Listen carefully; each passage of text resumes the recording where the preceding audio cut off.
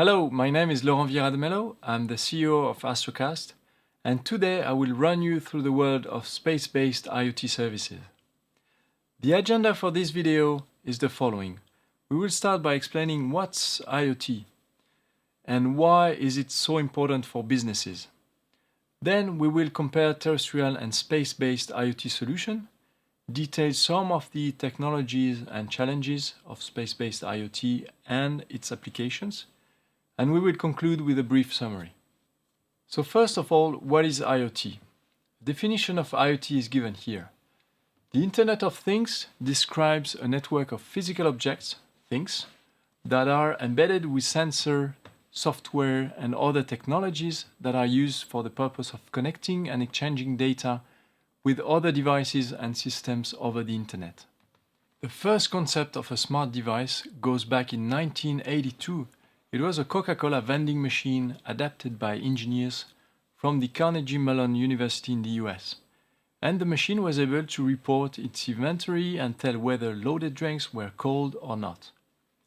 Today, in the minds of consumers, IoT is mostly synonymous of smart homes. For instance, smart bulbs, connected thermostats, connected cameras, to name a few.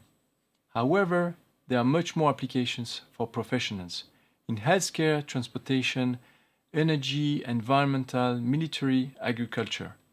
And we will go into detail for some of these applications later on. Why is IoT important for businesses?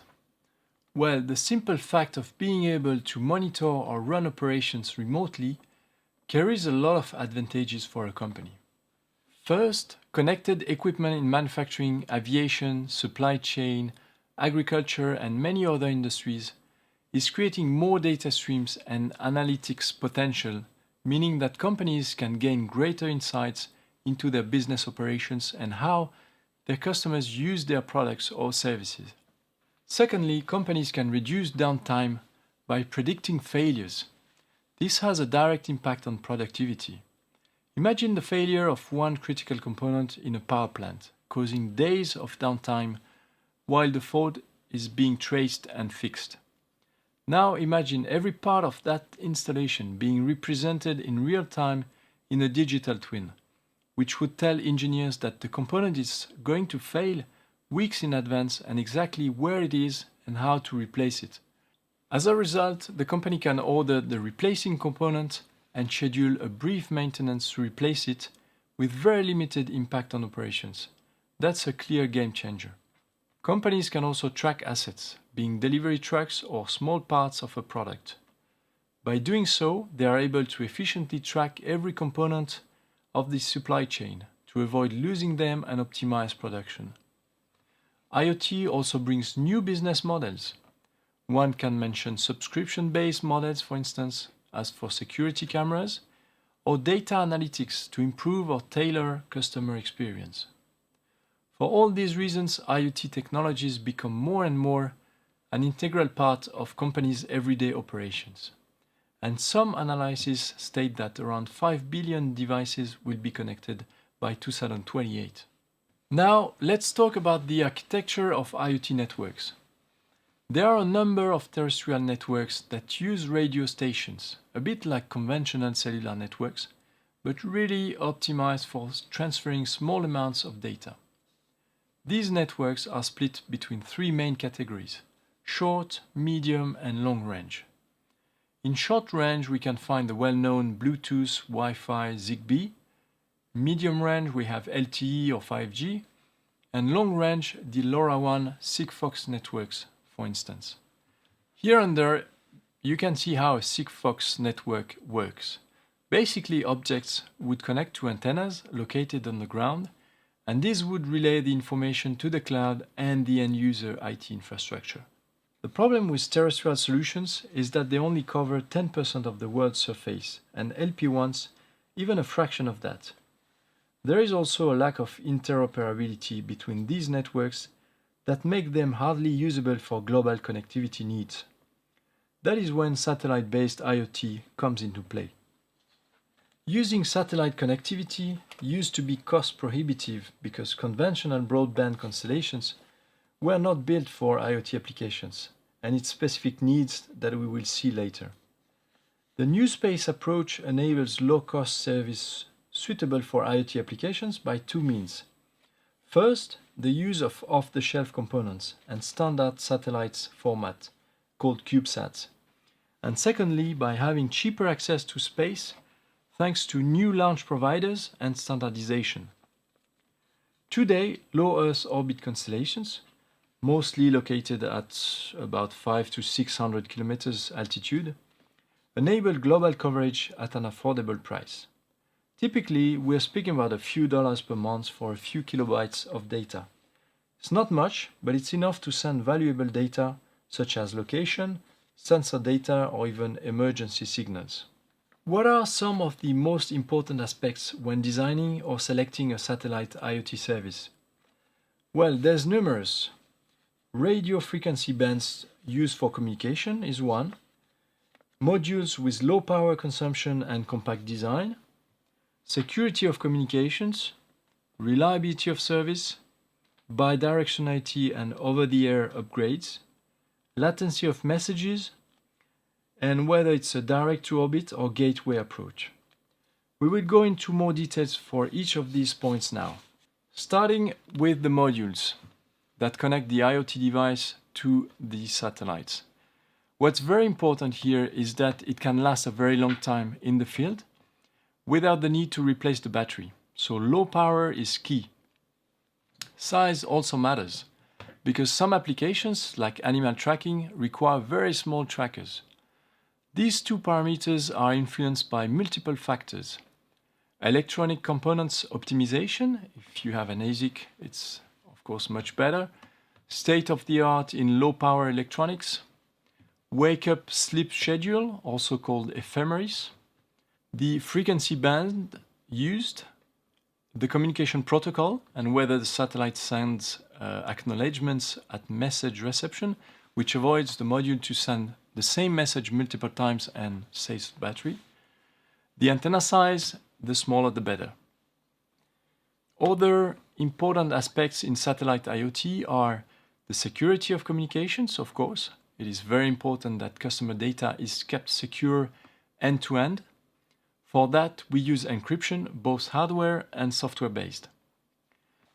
The reliability of service is important as well. It comes with a good customer support, of course, but also redundancy within the satellites themselves. For instance, you may want to have two communications cards on board in case one fails. Some constellations offer bidirectional communications that enable devices to send and receive crucial information like security patches or software updates. And finally, the latency of messages is crucial. Each application has its own needs in terms of latency. For instance, a glacier melting sensor might be fine with one message per day, while a vaccine tracking box will rather need a latency of a few hours. Now a few words on the radio frequency bands used for communications. Here we're not talking about the telemetry and telecommand communications to operate the satellites, but we rather focus on the frequency band used to communicate between the IoT devices on the ground and the satellites.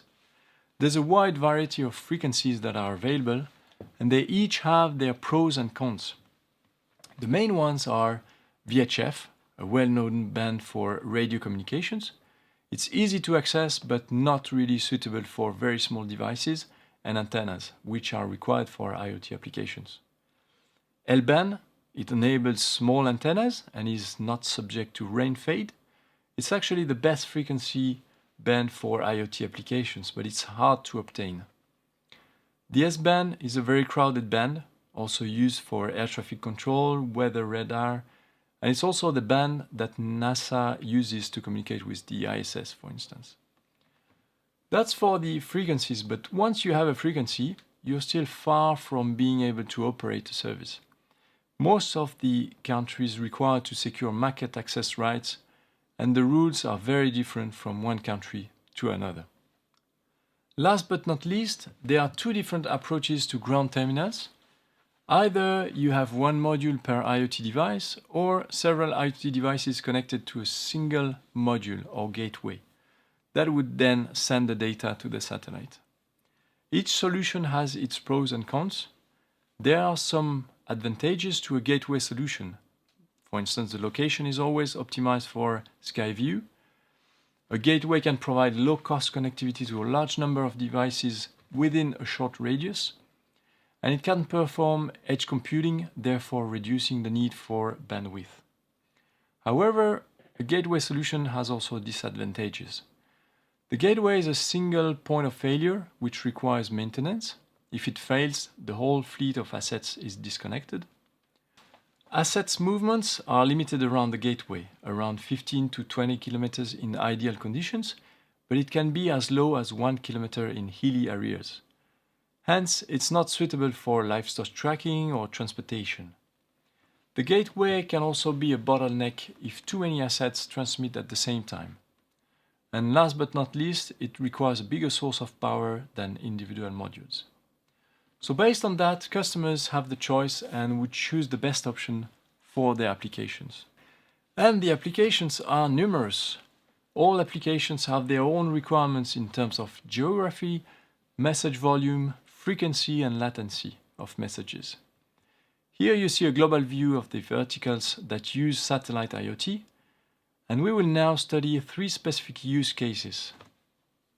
The first use case is a logistics company that needs to track its containers across the globe.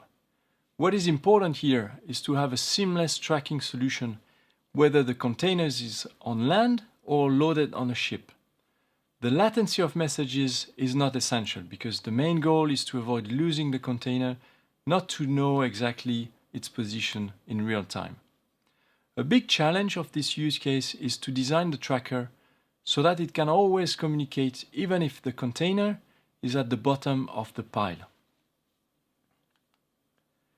In the context of climate change, researchers do several measures in remote places. The second use case is a university, for instance, that wants to perform regular measurements of temperature and humidity in Antarctica. The geography is specific and the latency can be up to 24 hours. The data size is limited to some environmental parameters like humidity, pressure, temperature, etc. What is important here is a very low power consumption and a ruggedized module that can withstand extreme conditions. The cost of data must be very low as well, so that many sensors can be deployed in the field. The third use case is an NGO active in different geographies that require humanitarian relief, mostly Africa and Asia. The goal is to monitor water tanks to provide safe drinking water to populations, track vaccine delivery, or detect wildfires. You can see that in the first cases, a few messages per day is enough, while in the 2 latter, a low latency is required. What is very important as well for these remote places is a low power module that can last a long time in the field. And because terrestrial networks might be down or dysfunctional after a humanitarian disaster, a reliable satellite network becomes crucial. As a summary to this video, we've seen that IoT is not new, but has gained lots of momentum in the last years due to the fourth industrial revolution. IoT brings efficiency and productivity gains to businesses. The new space approach to satellite connectivity brings the best of both worlds. Global coverage at almost the cost of terrestrial networks. We've seen finally that different technologies exist today with their pros and cons, enabling customers to choose the best option depending on their applications. So that was a very quick overview. I hope you enjoyed this video and that you feel interested to dig more into the subject. Thank you.